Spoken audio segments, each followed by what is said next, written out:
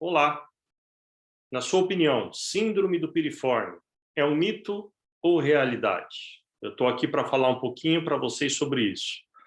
Meu nome é Luiz Henrique Silveira Rodrigues, sou médico ortopedista, membro da Sociedade Brasileira de Quadril e atuo na área da cirurgia de quadril como área principal de atuação dentro da ortopedia. Então, vou falar para vocês sobre a síndrome do piriforme, um assunto polêmico. Só para vocês terem uma ideia, em 1998, em uma enquete com 75 fisiatras, apenas 72% deles acreditavam que a síndrome do piriforme era uma realidade. Em 2015, a síndrome do piriforme passa a fazer parte de um conceito um pouco mais abrangente e passa a fazer parte de um conceito hoje que a gente denomina dor glútea profunda. É importante ressaltar que até 6% dos diagnósticos diferenciais da dor lombar baixa ou da região glútea ali estão relacionados, possuem como causa a dor glútea profunda. E eu costumo dizer que só pensa em síndrome do piriforme quando a gente examina bem o paciente, quando a gente apalpa a região glútea profunda e faz um exame físico muito detalhado. Então, a gente sabe hoje que síndrome do piriforme, ela é 100% realidade. Eu vou falar um pouquinho mais sobre ela com vocês. Existe uma tendência, atualmente, de se pedir mais exame complementar e conversar menos com o paciente, realizar exame físico não tão detalhado, exame físico mais rápido. Isso pode confundir a gente na hora de um diagnóstico de síndrome do piriforme. Então, a gente precisa escutar o paciente, a gente precisa examinar esse paciente com muito detalhe. Lembrando, se você pede um exame de quadril, de coluna, é importante ressaltar que podem ter casos de hérnias de disco ou doenças discais, doenças degenerativas que podem estar presentes naquele paciente e aquilo não ser a causa da dor. Esse autor, por exemplo, em 2005, ele fez esse trabalho científico mostrando de 239 pacientes que tinham dor compatível com ciática, 46% desses pacientes tinham falha na cirurgia da coluna e os outros pacientes não tinham diagnóstico. De todos esses pacientes que ele analisou, 67,8% eram pacientes que apresentavam, então, o diagnóstico de síndrome do piriforme. A dor glútea profunda, ela precisa ser avaliada de forma multidisciplinar, ou seja, não é um médico só que vai conseguir, ou um profissional da área da saúde que vai conseguir fazer a análise desse quadro clínico do paciente. A gente precisa, muitas vezes, de um ortopedista de quadril, de um ginecologista que atua muito na área de endometriose, de um radiologista qualificado que vai avaliar detalhadamente as imagens, de um reumatologista, de um médico especialista em dor, de um bom fisioterapeuta, de um bom ortopedista de coluna. Enfim, o nosso objetivo é fazer com que o nosso paciente melhore da dor com esse tratamento multidisciplinar e com isso a gente consiga, enfim, fazer esse diagnóstico, consiga fazer o tratamento do nosso paciente. A dor glútea profunda é uma dor subdiagnosticada. É uma dor não discogênica, ou seja, não está relacionada com o disco vertebral. É uma dor posterior da coxa que pode ser ou não radicular, ou seja, que pode ou não correr até o pé, ou até a panturrilha, ou até a perna. Muitas vezes os sintomas são imprecisos, na maioria das vezes a localização da dor é a região glútea. São pacientes que têm intolerância de ficar sentado mais do que 20 a 30 minutos, e alguns desses pacientes, às vezes, são submetidos a cirurgias de coluna, pensando que a causa da dor dele realmente está vindo da coluna. E a localização do espaço glúteo profundo, da onde ocorre a dor, é essa região aqui determinada por esse tracejado, onde a gente encontra uma série de estruturas anatômicas que podem gerar dor. Então, o diagnóstico que antes era tudo que ocorria na região glútea era considerado síndrome do piriforme. Hoje o nome é dor glútea profunda. Dentre as causas de dor glútea profunda, sem dúvida, síndrome do piriforme é a mais comum, porém, existem as bandas fibrovasculares, a síndrome do impacto isquiofemoral ou do músculo quadrado femoral as lesões dos isquiotibiais, do adutor magnum, a síndrome do obturador interno e dos gêmeos, neuropatias do nervo pudendo e inúmeras outras causas, como causas vasculares, tendinopatias calcárias em todas as estruturas tendíneas da região, cirurgias prolongadas, cirurgias ginecológicas, causas ginecológicas, como eu já citei para vocês. Aqui a anatomia da região. Vejam, na região glútea profunda, nós temos 7 estruturas nervosas, vasos, dentre elas, a principal, sem dúvida, é o nervo ciático. Depois eu posso fazer uma apresentação detalhada para vocês sobre a anatomia da região glútea profunda. Inúmeros vasos glúteos, a principal artéria que irriga a cabeça do fêmur, os ligamentos, o músculo piriforme, o músculo obturador interno, externo, gêmeos quadrados e isquiotibiais. Eu costumo dizer que essa região é um emaranhado de fio desencapado. Entender a complexidade desses fios desencapados e saber lidar com eles é como você, voltando àquelas séries antigas da década de 80 do MacGyver, quando a gente consegue interpretar melhor essa região.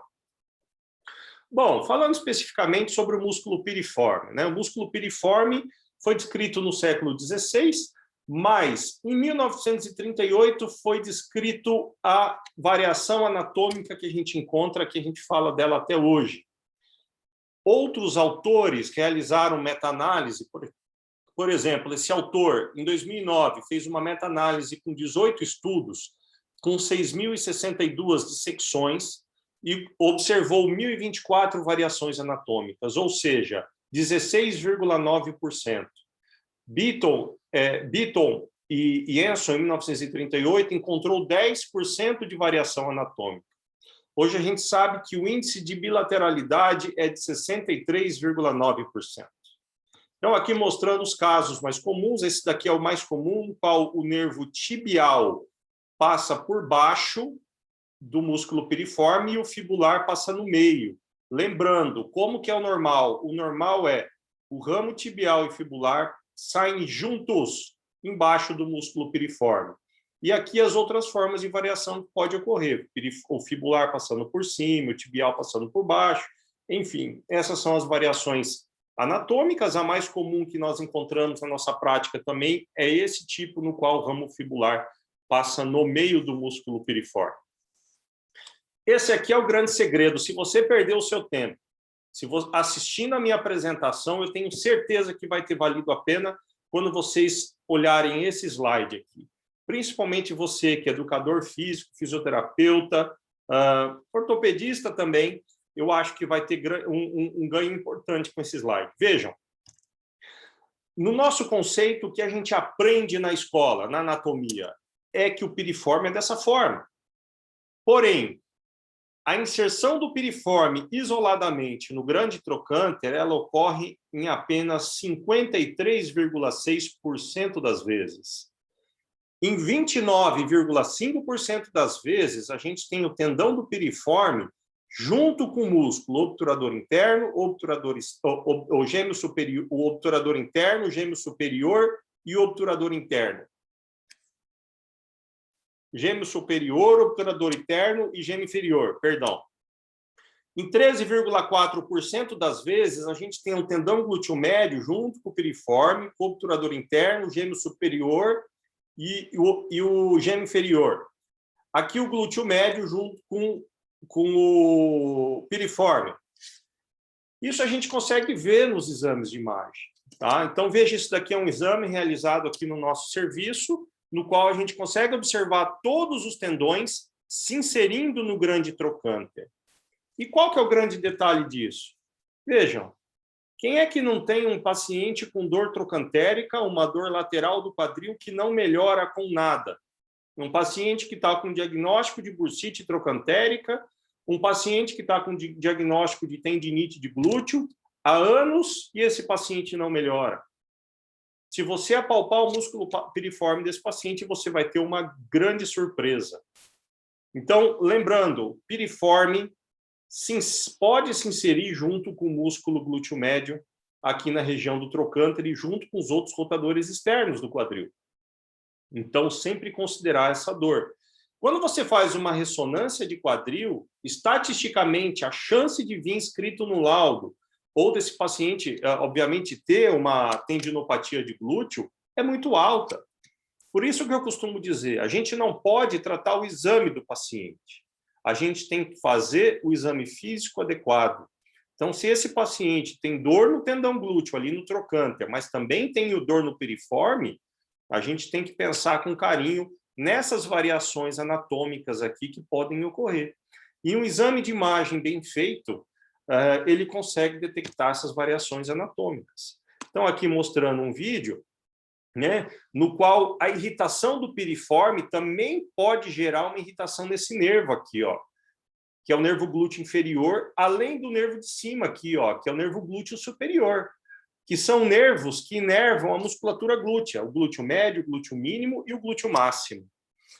Então, tomar cuidado nessas dores trocantéricas crônicas, é isso que eu queria, nessa apresentação, dar como ênfase principal, que toda dor trocantérica crônica que não melhora com tratamento conservador, que você já fez tudo quanto é coisa para tratar ali o glúteo, não melhora, a gente tem que investigar a síndrome do piriforme. Outra coisa que ocorre, eu vou mudar a localização do meu vídeo aqui para mostrar um pouquinho melhor para vocês. Ó, vamos lá. O que pode acontecer também em termos de variação? A gente não aprende isso na aula de anatomia, isso daqui é um detalhe. 63,39% das vezes, o tendão piriforme, do piriforme ele é maior em cima do que embaixo. Em 37,71% das vezes, ele é maior embaixo do que em cima. E só numa quantidade menor, bem menor, que ele é igual em cima e embaixo.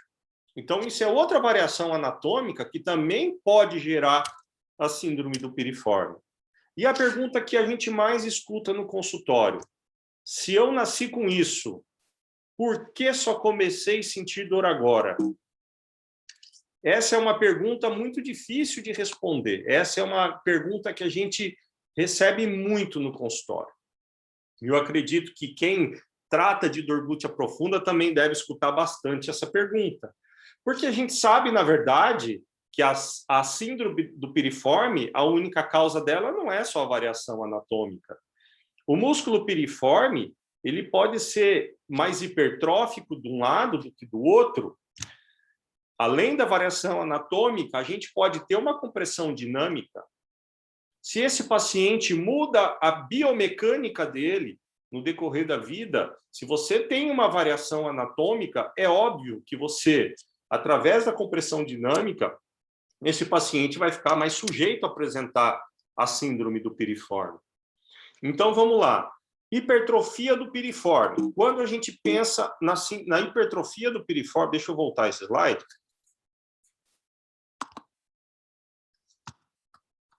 Aqui, ó. Quando a gente pensa na hipertrofia do piriforme, como uma possível causa, essa hipertrofia tem que ter mais do que 4 milímetros de diferença entre um músculo do outro. Quando tem essa assimetria, e você faz um exame chamado neurografia e tractografia, você precisa observar o nervo brilhando mais de um lado do que do outro. Difícil você, numa ressonância convencional, sem fazer a neurografia, perceber esse sofrimento do nervo. Quando o nervo brilha mais, vejam aqui esse exame aqui, ó. O nervo brilha mais de um lado do que do outro, ou seja, esse nervo ele está com sinal de sofrimento. E aqui a gente vê, esse daqui não é o mesmo paciente, tá? É só mostrando o que a gente vê na neurografia, mas aqui mostrando um paciente com a assimetria, ó. Um lado 3,2 centímetros e do outro 2,3 centímetros. Tá? Então, a compressão dinâmica é importante por um mau funcionamento do piriforme. Olha lá, o piriforme funcionando de forma inadequada, ele vai comprimir também o nervo ciático. Então, eu vou interromper a minha apresentação por aqui, para ela não ficar tão longa, e eu vou dar sequência nela. Depois, eu peço que você assista a minha apresentação, eu vou colocar ela no YouTube, eu gostaria que você desse o seu like e inscrevesse no meu canal. Então, muito obrigado, pessoal. Já continuo.